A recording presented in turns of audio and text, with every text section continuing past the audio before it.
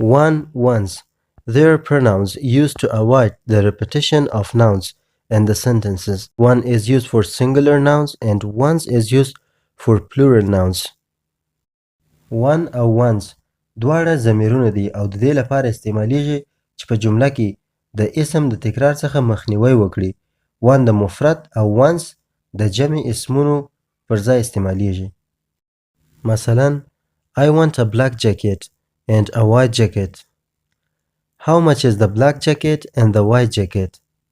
نو په دوهمه جمله کې د دې لپاره چې د اسم د تکرار څخه مخنیوي وکړو د جاکټ نوم بیا واخلو نو د هغه پر ځای باندې one استعمالوو. one د اسم د تکرار مخنیوي کوي. one د یو اسم یا مفرد اسم لپاره استعمالیږي. دلته جاکټ مفرد اسم دی نو موږ one استعمالوو. مثلا موږ ویلی سو how much is the black one and the white one. د دې پر ځای چې وایو how much is the black jacket and the white jacket د جاکټ پر ځای د تکرار د مخنیوي په خاطر موږ one استعمالوو. how much is the black one and the white one. د هغه تور یو او هغه سپین یو قیمت څو دی. بل مثال I don't want the green apples. زه شین سیبونه نه غواړم. I want the red apples. زه سور سیبونه غواړم. نو په دوهمه جمله کې د دې پر ځای چې موږ وایو I want the red apples د apples پر ځای موږ ones استعمالوو ځکه د سیبونو جمع ده. داسې ویلی سو I want the red ones. دلته مو د apples پر ځای باندې ones استعمال کړه.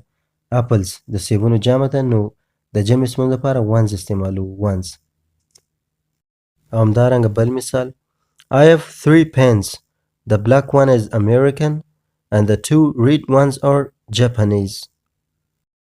دلته موږ د دې پر ځای چې د پن د کلم اسم یادونه بیا وکړو د هغه پر ځای مو ones استعمال کړي دي. pens کلمان جمع اسم دی نو ones استعمالیږي. د دې پر ځای چې موږ وایو the 2 red pens are Japanese موږ ones استعمال کړي. the 2 red ones are Japanese. او همدارنګه په دا جمله کې when I was child I lived in 3 different houses. The first one was lovely. The second one was quite small but it was in a nice location. The third one wasn't very nice but there was 6 bedrooms. I used the one on the second floor. The other ones were on the first floor. په دا جملو کې one او ones د دې لپاره راغلي چې د house د اسم د تکرار مخنیوي وکړي. د دې لپاره چې په هره جمله کې house وایو house موږ د جملې څخه ډیلیټوو لرې کوو د هغه پر ځای ضمیر استعمالوو د one او ones. که چیرې موږ one ones ضمیرونه په جمله کې استعمال نه کړو او د یو اسم همیشه تکرار کور house تکرار وکړو نو هغه څوک چې زموږ خبرې اوري یا د چا سره چې محاوره کوو دا زموږ خبرې اترې یو څه ستړي کوونکي په نظر رسیږي او مخاطب کس ستړي کیږي.